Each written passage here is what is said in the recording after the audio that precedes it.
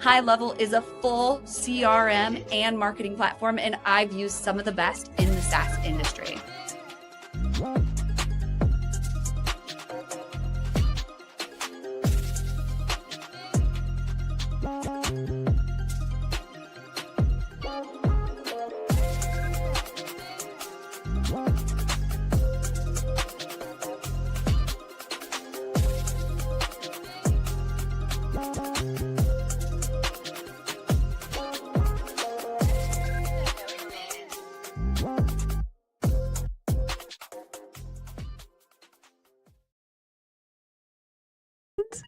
And I'm off mute, and we are live on LinkedIn, YouTube, Twitch, Instagram, and Facebook.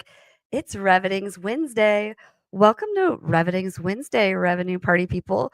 We have some hot topics and we have some hot guests. So we're going to be getting right into it. But before we do, I have to remind you to delegate. I have to remind myself to delegate sometimes. But yeah, I've been working with Cherry Assistant from the beginning. And Cherry Assistant is a VA placement company. So they have been helping me find talent across the globe that has been able to help me scale. Now they help me find producers, video editors. Now I have an EA, but you might need something else. You might need, a bookkeeper or something. So scan that QR code right there. Or if you're listening on podcast, just go to cherryassistant.com. Fill out their form, let them know that you heard about them through WinsDay for $250 off your first month. So I definitely suggest getting a virtual assistant and getting some help. I'd love to hear from the folks in the comments. Like, first of all, where are you all tuning in from? And do you have a VA? Have you ever wanted a VA? If you just dreamed a little bit, what would you get a VA for? Put it in the comments. We want to hear from you. But then also I want to tell you about High Level. So for us here in-house, it's app.reveting.com, but really we just put lipstick on High Level and we white labeled it. So it's a full service like CRM and marketing automation platform.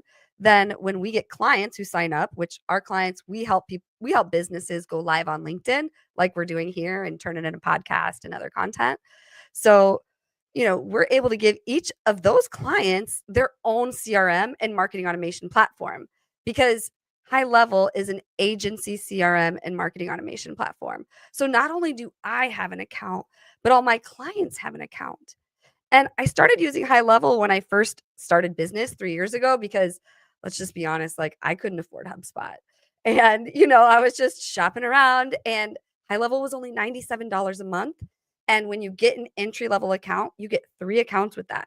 So I had an account, I had a sandbox where I could test and play, and then I had another account for my client. And of course, we've just continued to grow and add more sub-accounts. So I definitely suggest checking out High Level if you haven't yet. And if you are listening on podcast, just go to reveting.com/high level to get a 30-day trial on my affiliate link.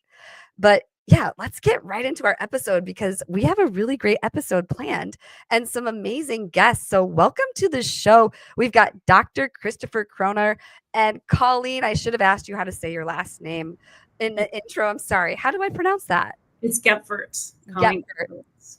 Thank you so much. Well, and thank you both for being here. And as we talked about a little bit during pre-show, we want to hear your full life story from birth to what brought you to now in 2 minutes. What do you think, Dr. Croner? Can you kick us off?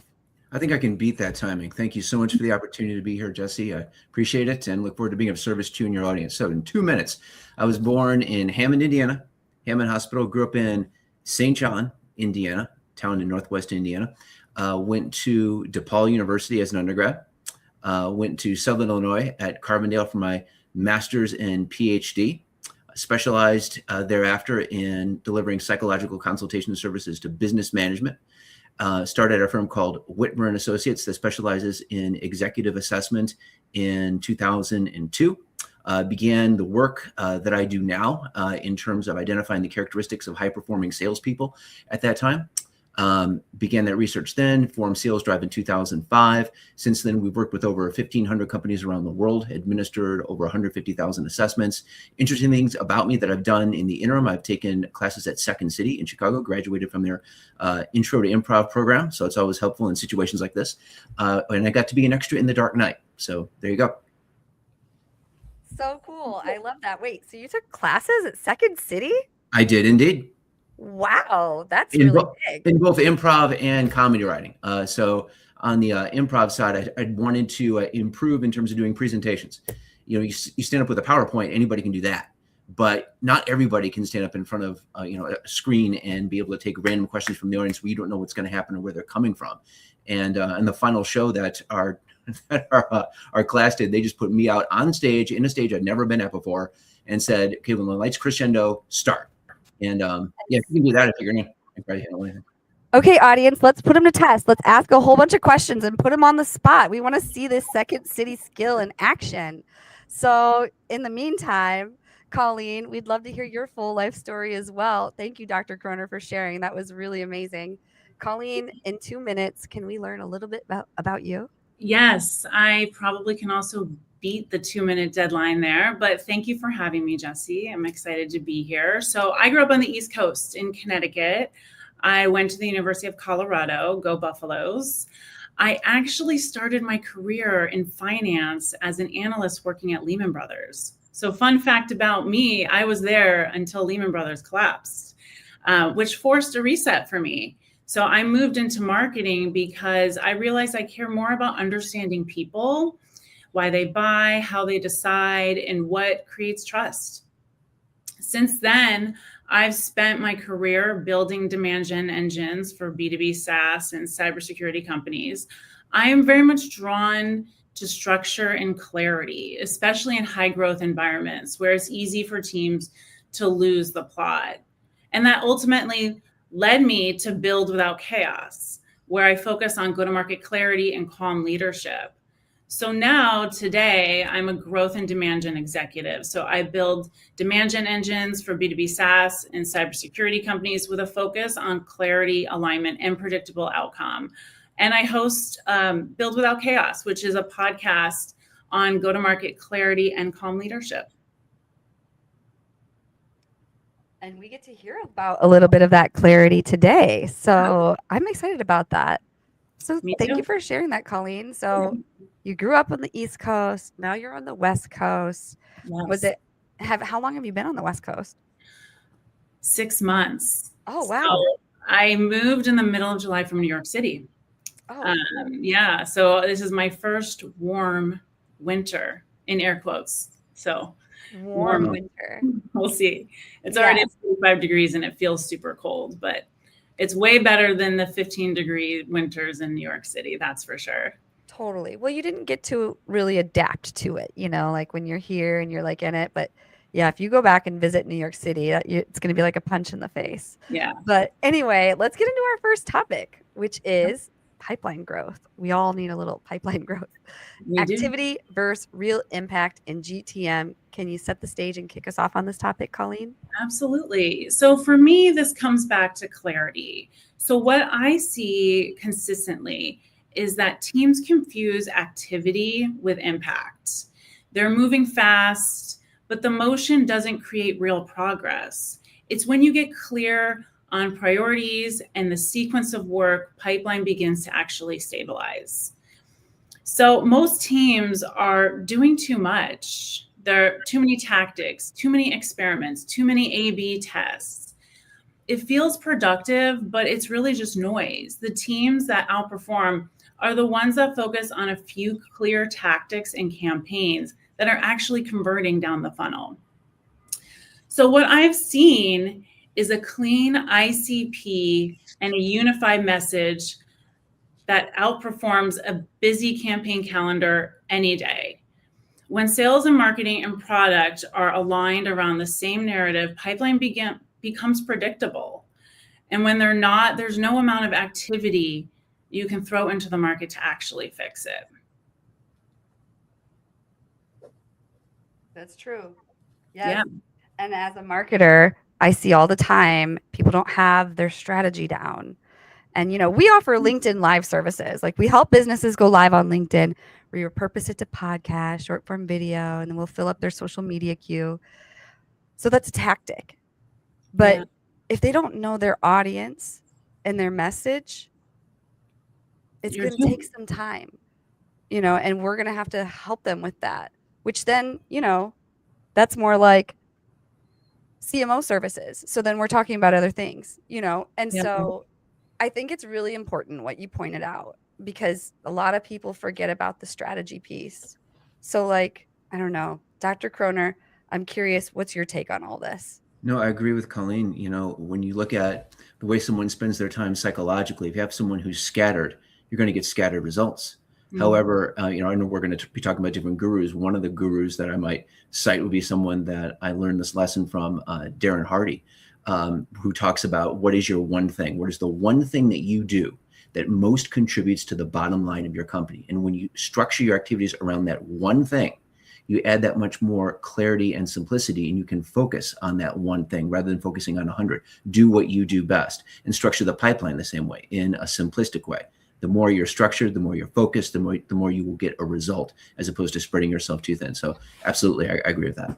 Yeah. And you actually brought up a really good point about behavior, because how I look at funnel health is through behavior. I think impact shows up in the right buyer and how they're moving down the funnel. So I actually care less about volume and more about our buyer progressing down the funnel and what they're doing. So if your ICP is converting, then it's working. But if not, then you need to step back and get more clear instead of introducing more activity in the market.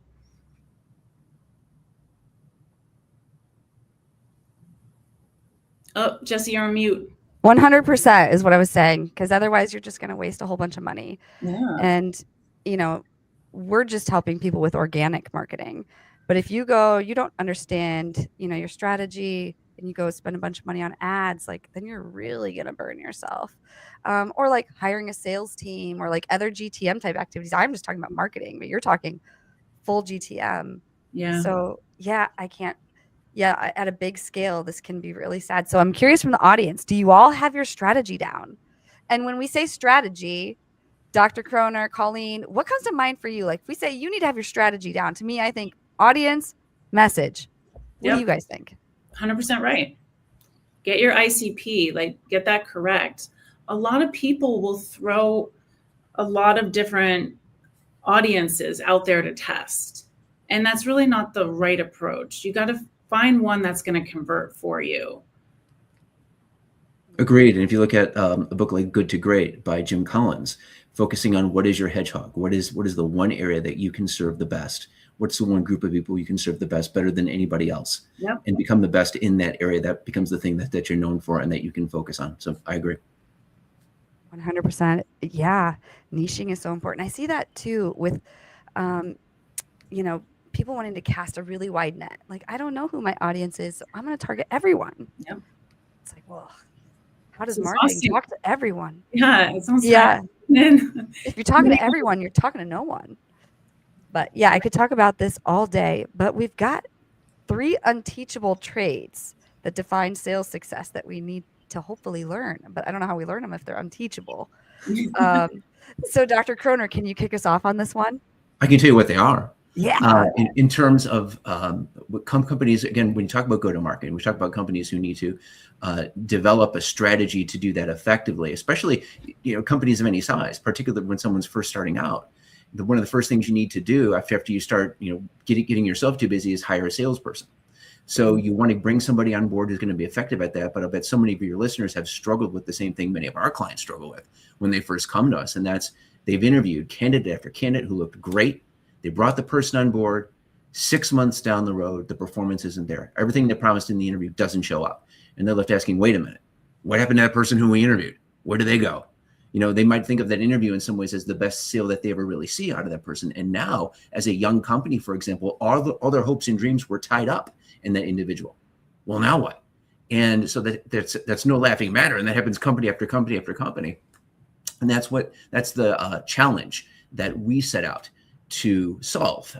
Got started, as I mentioned, over 20 years ago now, looking at everything researching everything that had been published on this topic academically in terms of what is it that makes a successful salesperson over the last, 95, almost 100 years now, as well as at the same time looking at the work that I was doing at that executive assessment firm, doing behavioral interviews with sales candidates and then following up with their managers after that to find out who really does become successful.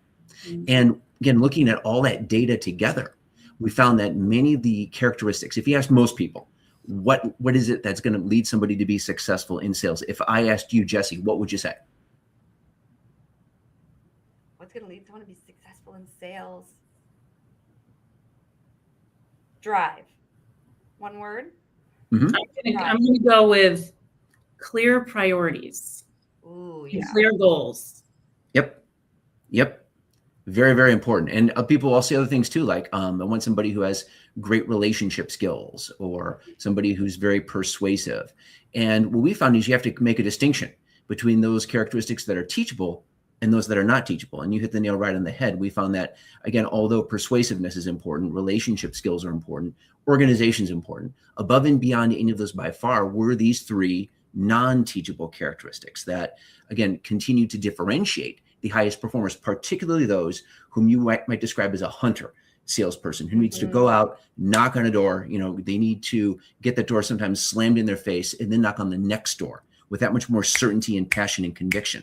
And when you think about it psychologically, that's a very special person whom we're talking about. And all the liking people and gift of gab, if you will, in the world, or just being hungry for money is not going to solve the problem of that person dealing with those challenges, dealing with that rejection, dealing with having to pick themselves up again and again. So we found it's these three non-teachable characteristics that consistently led to success in that type of a role. The first one is what we call the need for achievement. And psychologists define the need for achievement as the person who pursues excellence for its own sake, who's constantly focused on setting the bar high, if you will, jumping over that, then setting it higher again the next time, always going above and beyond. Think of the kid in school who has to get an A. It's that mentality, if you will, rather than somebody who's just hungry for money. It's someone who's hungry for excellence.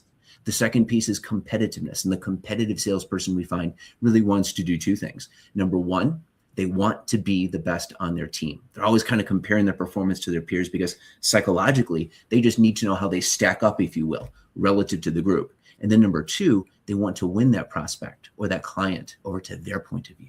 Because to them, psychologically, that sale is kind of like a contest of wills.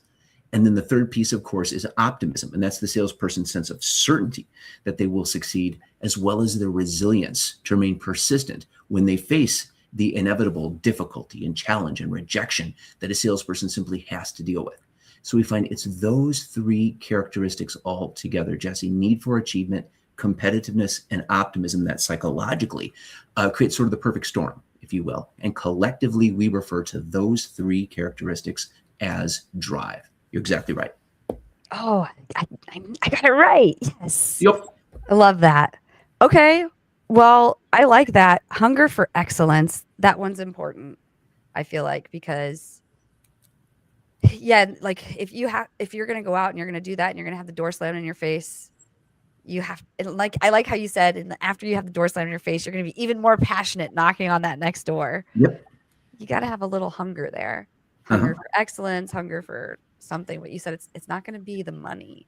So It's going to be like the self-pride a little bit. Yep. So if you've seen The Last Dance, Netflix special about Michael Jordan, where he was out there every single morning practicing, that's the mentality that we're talking about. It's one of those things where oftentimes companies will say, well, I want somebody who was great in sports. That person is surely going to be a great salesperson. Well, you might capture some competitiveness, maybe, but I want to see what really made them great. Was it the fact that they just had some raw athletic ability? Okay, that's fine. Or did that person need their coach to wake them up in the morning? Or was it the sort of individual who was out there before everybody else, like in The Last Dance, practicing and practicing because they just needed to pursue excellence for its own sake? That's what we look for. I love that. So cool. What would you add to all that, Colleen? No, I think it sounds right. I totally agree. Makes a lot of sense. Yeah, I absolutely. think the three combinations together make sense too. I'm not sure if I've necessarily thought of all three combined, but I think you're right. Yeah. And then that's a question that you had too about being, can you teach that to someone? Well, past the age of 21, 22, not much we can really do, as you can imagine, to substantially change the person's overall level of drive. By that point, it's kind of either it's there or it's not. However, with kids, people often ask me if after I'll give a talk, what about my kids? What really leads somebody to having high drive? And there's all kinds of things you can do to raise a kid who has those types of characteristics without driving them crazy, of course, or without, again, making them the type of individual that's just over or imbalanced. So there are all kinds of healthy things that you can do. It's kind of that combination of nature and nurture. There's a way the person's wired at birth. They've got this characteristic called achievement striving, if you will, an element of what psychologists call conscientiousness, one of the big 5 elements of personality. And then you take that seed, if you will, and then you develop that over time by just basically holding the child accountable one way or another for their behavior. There's all kinds of things you can do. It could be with academic performance, could be performance in sports or in a band, or watching their brothers and sisters, or games you can play with them to kind of teach them accountability, teach them achievement striving. There's all sorts of things you can do as someone grows up, again, to develop that drive in a healthy way. That's the important thing. In a healthy way. Yes, absolutely. I love that. I'd love to hear from the audience too. I see there's one person on YouTube, but for some reason, LinkedIn isn't working for me. Is anyone else having that problem? I see Layla, you're commenting on LinkedIn. Erica, I saw you were there. Erica's saying this is very interesting. Yes, I do like the psychology part of this. This is very interesting. I wish that stuff was teachable, but yeah, it's just not. How do you screen? Are we getting into that? That's a topic. Screening for those skills. So we'll hold off because I was just going to ask, how do I screen them? Okay. Well, before we get to this next topic, structured leadership, why clarity beats urgency, we just have a brief message from our sponsors, and we'll be right back after these messages. This is Mike, also known as Clean with Mike on Twitter. Mike hired a virtual assistant from Cherry Assistant about 2 years ago. Now he has a $50K per month business fully managed by a remote operator in South Africa. His VA from South Africa does the following: closing inbound leads on the phone, Yelp and Google and Facebook, manages his CRM and Go High Level, deals with rescheduling, cancellations, any issues, hires and manages the cleaners, and sends them daily reports and updates. Mike has a fully cash flowing business managed by a remote operator for only $8 an hour. You can also hire a US equivalent worker in the Philippines, South Africa, Latin America for a fraction of the cost with Cherry Assistant. Be like Mike and grow your business with offshore staff.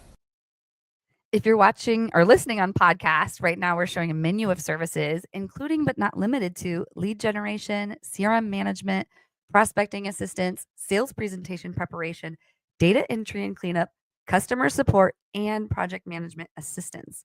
They do so much more. So just scan that QR code or go to cherryassistant.com, talk to DJ Kim and his team, and they will place you with a VA that does the stuff that you're looking for. And we all need to delegate more.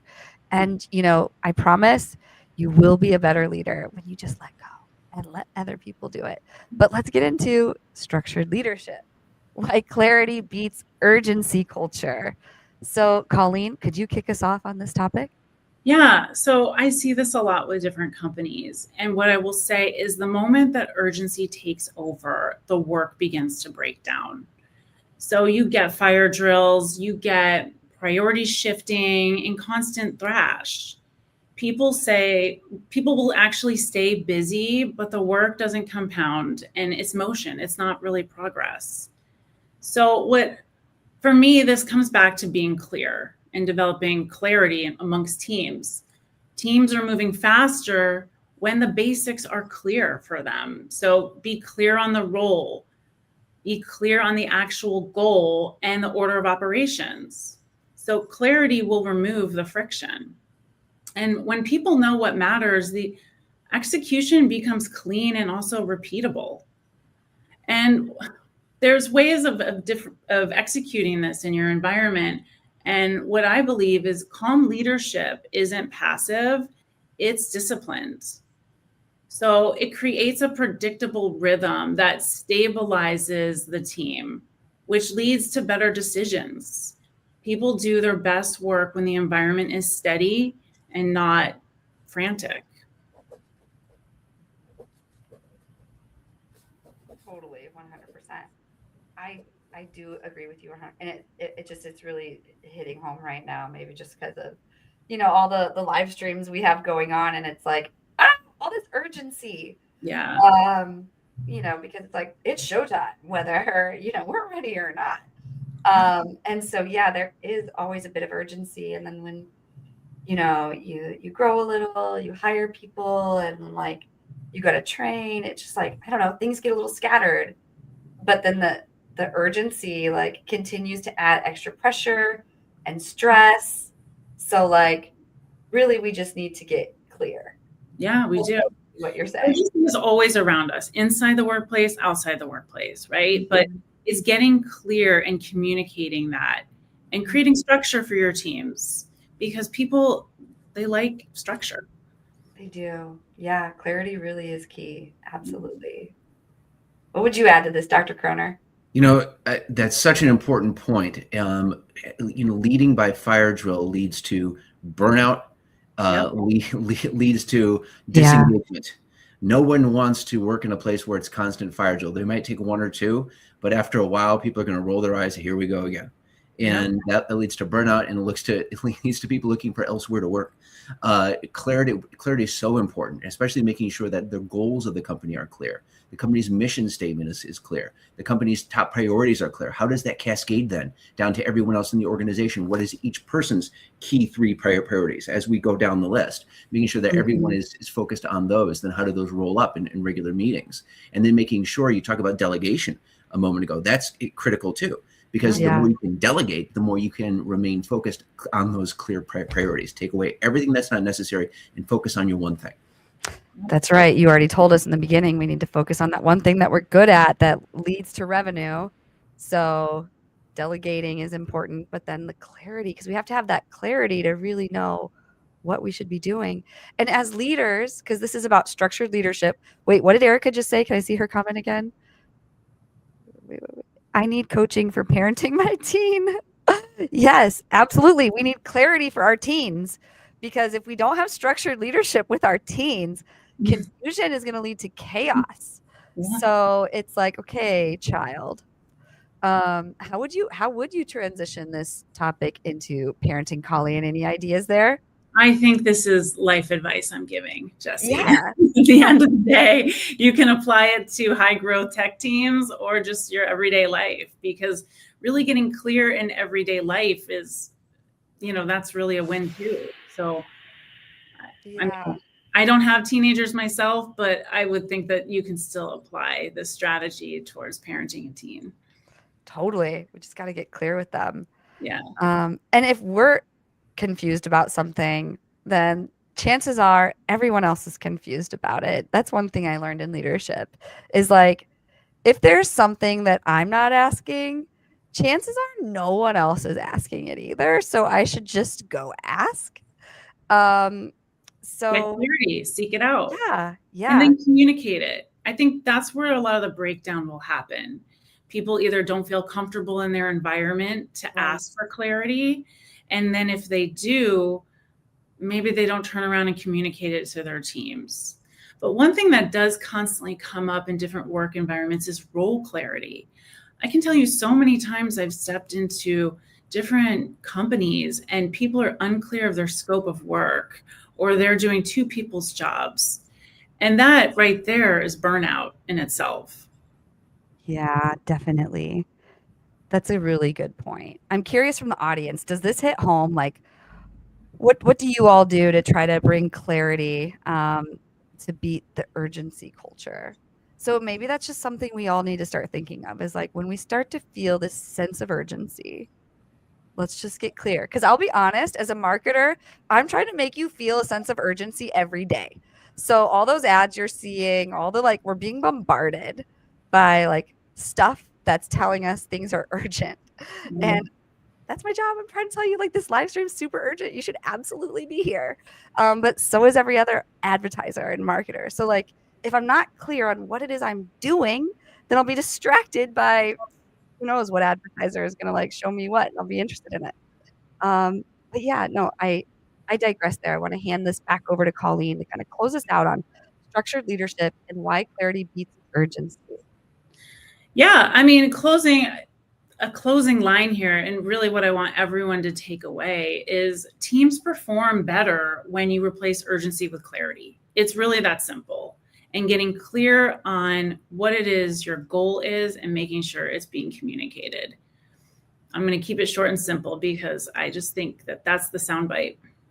Amen, sister. Let's keep it short, simple, and clear. And let's move into topic 4. So this one, we're going to get into what I was going to ask you earlier, which was, how do I screen for skill? But this topic reads, screening for skill causes sales mishires. But how do I screen for those unteachable skills? Very good question. And it goes back to clarity, being clear on exactly what you're looking for. One of the things that people often don't know when they interview candidates, sales candidates or anybody, people aren't typically trained in how to interview. So you sit down with somebody and you do your best. You think to yourself, okay, what does the person need in this role? In this example, sales. Well, I want somebody who's a good talker maybe, or someone who could sell me this pencil, or someone who's hungry for money. And so I'm going to sit in front of them and I'm going to see if I can use my gut to determine whether they're just going to have those things. Well, that's not the way to go about it. Of course, you want to get clarity in all things, and in clarity in hiring really comes down to figuring out exactly, number one, what's the job description? Number two, what type of person are you looking for? What are the characteristics that lead to success in those outcomes that you're looking for? And delineating those. So we talked about the 3 elements of drive: need for achievement, competitiveness, and optimism. But then there are other core characteristics we can look for too, as I mentioned, things like persuasiveness, relationship skills, organizational skills. And then of course, during the interview, the selection process, we use a series of tools and interview questions to go after each of those characteristics. Now in the question, as you framed it, looking at the person's skills, how does hiring for skills sometimes cause an issue? Well, here's the challenge companies run into. They don't know what really leads somebody to success in sales. So again, they're doing their best. So what they'll do is they'll look at the person's past, they'll look at their resume, and they may say, wow, take like a young company, for example. They'll find this candidate who's had great experience at, say, a very large company. And they'll think, great, this person's had experience at this very large company. They must have been through some world-class sales training. So clearly they probably do have skills, and they probably do, by the way, some great sales skills, things like how do you close effectively? How do you cold call? They probably know all of that. So, I mean, logically, surely they'll bring that same degree of success to bear for us, this smaller company, right? Well, not necessarily, because the key distinction in that situation, for example, is what led to that person's success at that large company might really have been all the brand recognition and collateral material and support that they received that made those cold calls a lot warmer. Yes, they have a lot of those basic sales skills, but now when they move into a place where they don't have all of those supports, and they move into a place where maybe they're not necessarily, they don't have as large of a company around them. They don't have all those collateral materials, and they got to do a lot of that themselves. They got to be, for example, an evangelist. That's a completely different game now. Now what are they going to do? So that's where hiring for just skill alone, if we're talking about just ability to execute a task, might be okay in some situations in sales. But when you need somebody, for example, who's going to be a hunter, it's not going to be enough. That's where you're going to need to go after those non-teachable characteristics. And you say, well, how do we do that? It's a combination of assessment, which is using psychological instruments, psychometrics, and then following that up with a well-constructed behavioral interview. My company, SalesDrive, has an instrument called the DriveTest that goes after driving people. But then, of course, we have the interview thereafter, in this case with sales. That's where you sit down with a person and you keep in mind that the best predictor of future behavior is previous behavior. So in the interview, we want to ask the candidate about behavior they've engaged in at work that reflects these characteristics that we would like for them to show for us going forward. So when it comes to a characteristic, for example, a non-teachable characteristic like a need for achievement, tell me about the greatest goal that you've ever accomplished professionally. Really have the person describe that and flesh it out for you. And then you can reflect back to them. You've got to be proud of that. How do you intend to top it? Again, the person high in need for achievement has a plan to top it, and they are excited, most importantly, about the opportunity to tell you about it.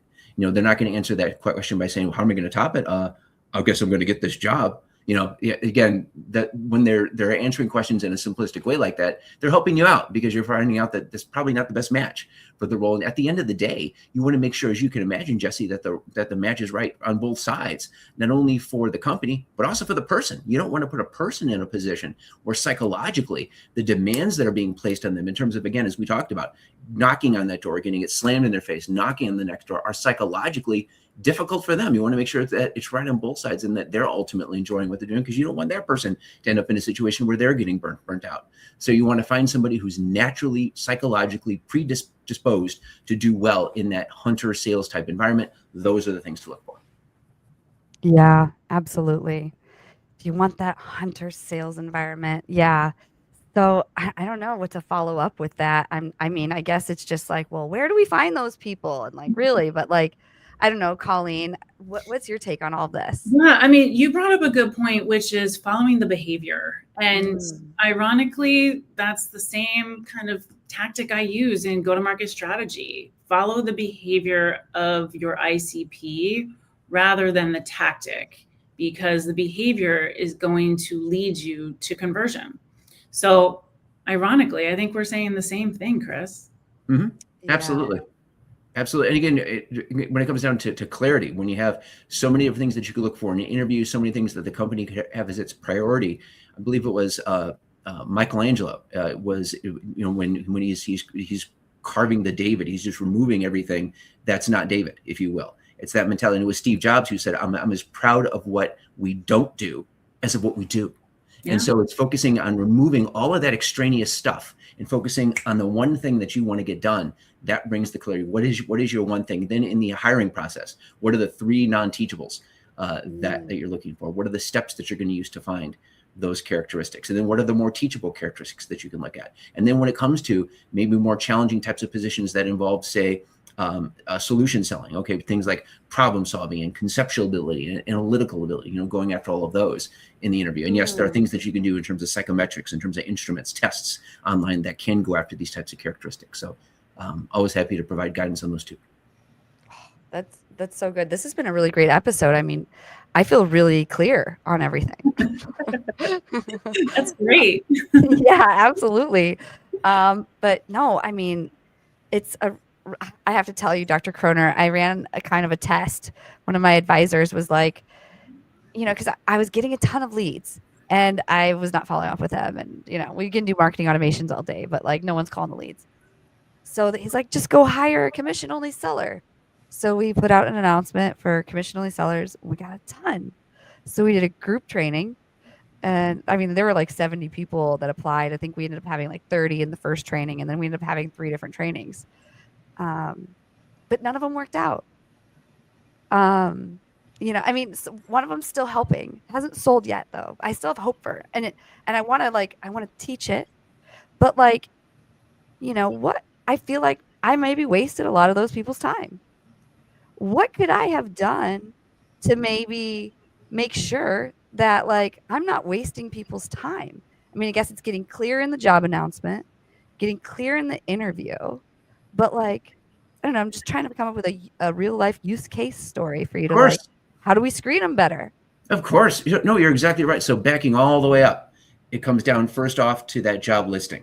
What do we do to write a high drive job listing that's going to attract an individual who's going to come on board, see the structure as commission only and knock it out of the park? Because yeah, you're right. It's one of the questions we'll often get is, should we cap a salesperson's commission? And I'll say no. When you're looking for somebody who's high drive, and again, it's not that they're motivated by money, but rather they're motivated by putting as many points as they can on the scoreboard, like a great athlete. It's how they show how well they've done rather than their goal in and of itself. So as long as the person has some financial stability, giving that opportunity to earn unlimited commissions, they absolutely love that. So then back to the job listing. What do we do to write a high drive job listing? Well, it's all about attracting that high drive person. So you advertise your position in that way. I'm author of Never Hire a Bad Salesperson Again, and we talk about that in the book. So starting out, for example, with a question, are you a top performing CRM company asks, are you a Top Gun salesperson? Here are the sorts of things that we're looking for in this role. We thrive on competition. We enjoy pushing each other to levels that we haven't achieved yet. That type of a mentality. When you reflect that in the job listing, you start attracting individuals that have those types of characteristics. And then it comes down to, depending on the amount of time you have, it comes down to how can you use, for example, a resource like LinkedIn to find people that might be effective in that role. Look for people who are doing that role effectively now and reach out to them proactively. Oftentimes, as you can imagine, some of the best salespeople out there aren't necessarily actively looking right now. Oftentimes, they're currently employed and they're pretty happy where they are. And in many cases, as you can imagine, the more specialized you get, like somebody who's, say, both a great engineer and a great salesperson, they're very jealously guarded by the companies for whom they work. So if you can find using a resource like, for example, LinkedIn Recruiter, where you can look at your geographic specifications, you can look at the types of individuals' backgrounds, and I'm happy to share what to look for in a LinkedIn profile. You can then reach out to those people proactively, attract them, bring them on board, attract them to your job listing, and then kind of move forward from there with all the steps of your hiring funnel, the interviews, any assessments you would need, and things like that. Again, to make sure, as you mentioned, that the match is right on both sides and the person is primed then to knock it out of the park. If you want somebody who's going to start performing quickly, look for someone with relevant previous experience who's done that before. For example, if you're a young company and you need someone who's going to be an evangelist for your product, find somebody who's done that successfully before, who's worked at a smaller company and has had success in that role, and reach out to that person rather than, again, as I mentioned before, somebody who's done well at a larger company. Yeah, they may have done fantastic in that role, but now when they're thrown into a completely different situation, it might not be the same thing. So if you want somebody who's going to start performing for you quickly and start filling that pipeline quickly, look for someone who has done that before, and again, attract them to your position with what you can give them that their current position or previous position cannot give them. Yeah, that's really helpful. I really like that. We did make the job postings on LinkedIn, but I don't think we used the thing you were talking about, the LinkedIn geographical thing. LinkedIn Recruiter, yes. LinkedIn Recruiter. Yeah. LinkedIn will let you do like one free job posting at a time. So that's all we were doing. Mm-hmm. But yeah, that sounds really interesting. And I also think it's interesting that you said, go hunt for them. I think that makes a lot of sense. Mm-hmm. I'm not a hunter. I'm a marketer. I'm trying to get everyone inbound. No, I'm just kidding. But yeah, no, yeah, exactly. So the ones that are doing the best, they're not necessarily looking for commission only jobs that are being posted on LinkedIn. They're out there selling commission, or they don't need to. But so the goal then would be to just excite them about the idea of it. So having that evangelist would be There's important. that, or being clear on the fact that you need to train them effectively. So you might need to bring people on board with less experience. You can go to job fairs and things of that nature, but just keep in mind, get clear on the fact that you're going to need to train them. You're going to need to give them all the training they're going to need. And then so how do we find people who are going to take that training well? Well, that's when you begin to screen for those types of characteristics. You begin to screen for things like need for achievement, the person who wants to do well for the sake of doing well, who's like a student, who's like a sponge, who will take that information and run with it. Maybe someone who's earlier in career who wants to build experience. And then, of course, competitiveness and optimism as well, because those things are certainly helpful when you're in a commission-only situation and you've got to kill every single day, if you will. You got to hunt, and you've got you've got that step by step that you need to follow, repeatedly in a clear fashion, and again, consistently deliver, consistently close. That type of individual, they're out there, they exist. You can get them when they're early in career. Just be clear, as I mentioned, on the fact that you do need to train them. Yeah, and not just train them on your product, but you have to train them on how to sell. Yep. All the things. Yep. So there's that trade-off. Yeah, absolutely. Colleen, what's your experience with working with sales teams? I feel like, looking at your background, you'd led some sales teams. Am I correct? I've always been very aligned with a sales team, but Chris, you brought up a really good point about looking at people's backgrounds. And I do that too with marketing. If someone's been at a high growth company, I'm like, great, they understand the environment they're getting into. But I would love your opinion on hiring somebody that is maybe worked at a bigger company, because they could grow your team into the next level, right? And I've seen that work effectively. So what do you think about something like that? Like, is that something that fits into your framework? Well, certainly, and they certainly can. I would look at, have they done that before in some way? So where were they in the stage of that high growth company in the past? If they've done that effectively, absolutely. They'll likely be able to do it again. The past is prologue, if you will. The best predictor of future behavior is previous behavior. So if they've done that before successfully, that is your person, if you will, for that type of a role. Absolutely. And then if they have that high drive, if they've got that drive mentality that companies are often looking for, even on the sales management side, when they're in that growth mode, if you will, that's just the best of all worlds. Yeah. So it goes back to behavior. I love it. Behavior. Exactly. Yeah. Thank you. That was a good one. Yes, I love this. This is a really great conversation. And I guess that's our last topic. But if the audience has any more questions, comments, ideas, thoughts, share them. We'll share them on the screen here. But in the meantime, let's get into the Guru of the Week. Ooh. So we're going to pull me out of the screen, and we want to know why we should go follow these people. I can go first. So my guru of the week is Andrew Gari. I met Andrew. He was a guest on one of my episodes on my podcast, Build Without Chaos. So Andrew, I found, brought a very grounded strategic approach to marketing leadership that cuts through the noise. So he's someone I constantly look to for clarity and long range perspective. He's also a CMO coach. He has worked as a global CMO at very, very high level companies. And so he's seen a lot and he brings a lot of perspective. I'll pass it to you, Chris. Thank you, Colleen. My guru of the week is Richard Abraham. I met Richard Abraham, back in, I want to say 2003, 2004. He is the author of a book called Mr. Schmooze, The Art and Science of Selling Through Relationships. Mr. Abraham has been CEO of several commercial real estate companies, and he did his master's thesis on what is it that leads somebody to be successful in sales many, many years ago. And his topic was all about relationships. And so that's what this book, Mr. Schmooze, is all about. It's a bestseller on Amazon. It's an apocryphal tale about this apprentice salesperson, if you will, who's following this very experienced salesperson around and notices a trend, notices the fact that this very successful salesperson knows how to connect with their customers and clients based upon what it is psychologically that's most important to that person. It could be a member of their family that is in, say, a band. It could be something that they're doing with their wife. It could be something to do with their husband. It could be something they're doing with their kids. Whatever it happens to be that's most important to that person psychologically.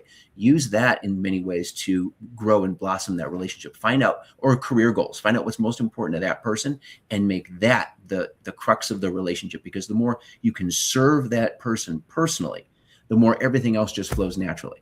And that's a skill. That's something that you can teach someone who has high drive. You can show them how to build relationship skills. So Richard Abraham, he's author of Mr. Schmooze, The Art and Science of Selling Through Relationships. I'd encourage people to follow him. He's also co-author of a book called Never Hire a Bad Salesperson Again with myself. And I would encourage you to follow him. He has great wisdom on LinkedIn. And it's been a very impactful experience for me to work with him. It taught me a lot about how you connect with people on the personal side, on the relationship side, and then how do you combine that with the individual who's kind of high drive underneath that and use that to kind of build the perfect salesperson, if you will. That's so cool. Well, I might have to have Richard on the show because I'm curious what he thinks about the challenger seller. Because in that book, they say the relationship builder isn't the top seller, it's the challenger seller. So I'm always curious because I always come from the relationship perspective too. So I remember reading challenger seller and being a little bit disappointed. Yeah, it all depends. It's a good point. It all depends how you kind of define it. I know that Neil Ragman, the author of The Challenger Sales Seller, I believe that's the title of the book. He actually attended a presentation that I gave for Selling Power magazine. Got along great. I think it's really just a matter of how do we describe the person who uses relationships effectively. Oftentimes there's the stereotype of the person who's kind of the backslapper or the person who, isn't necessarily as serious. Or in reality, what you want to find is someone who is strategic about it, who thinks about it, who thinks about, okay, I was just with this person. They mentioned to me that, for example, boxing is a favorite activity of theirs, or they mentioned they enjoy snowboarding, whatever it is. Then within, say, half an hour before you get back from lunch, if you will, with that person, they get back to their offices and they have a coffee table book about snowboarding on their desk. So, it's a very strategic type of an approach as opposed to just random. So there are very specific things that you can do from a sales standpoint that you can use to build that relationship. It's not necessarily just connecting with people in a lighthearted way. It's really more about what's really important to this person. How can we make that? How can I use that to communicate the fact that I am there to be of service to them in every way that I can? Yeah, I love that. Thank you so much for sharing. And that's the guru of the week. So now we want to make sure we know a little bit more about you before we wrap up here. So could both of you tell us a little bit more about yourself? We want to know who you serve, how you serve them, and if they could be served by you, how do they reach you? So Colleen, could you kick us off? Sure. Yeah. So I actually have an advisory where I serve leaders who are trying to build real growth without burning themselves out or their teams. So most of them sit inside B2B SaaS and cybersecurity, and they're looking for clarity, alignment, and a healthy way to scale and grow.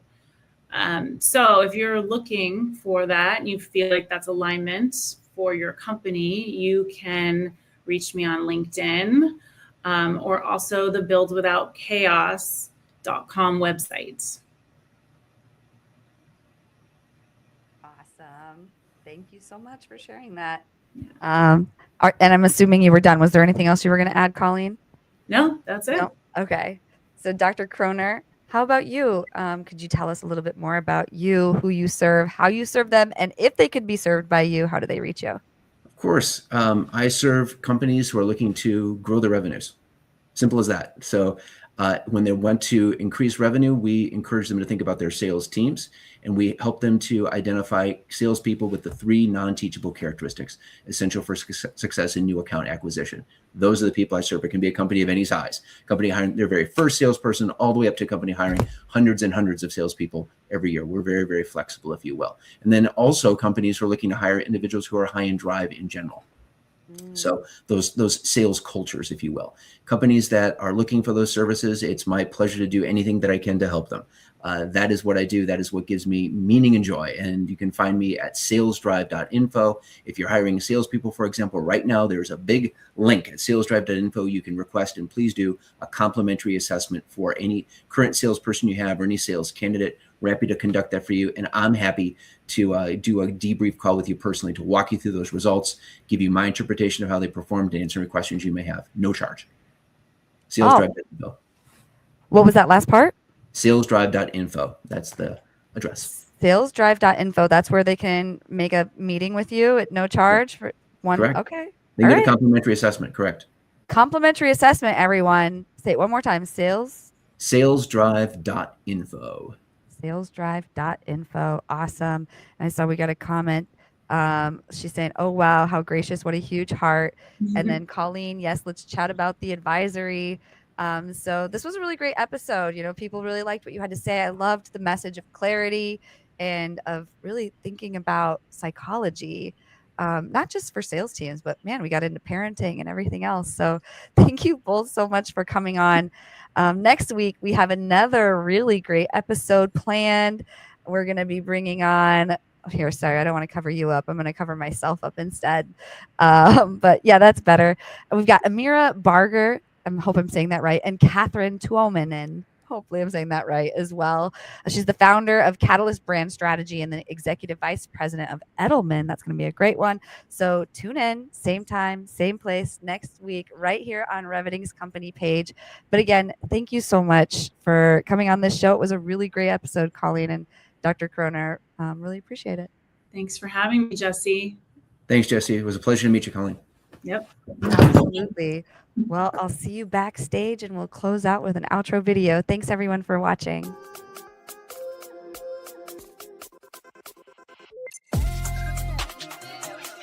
Wow.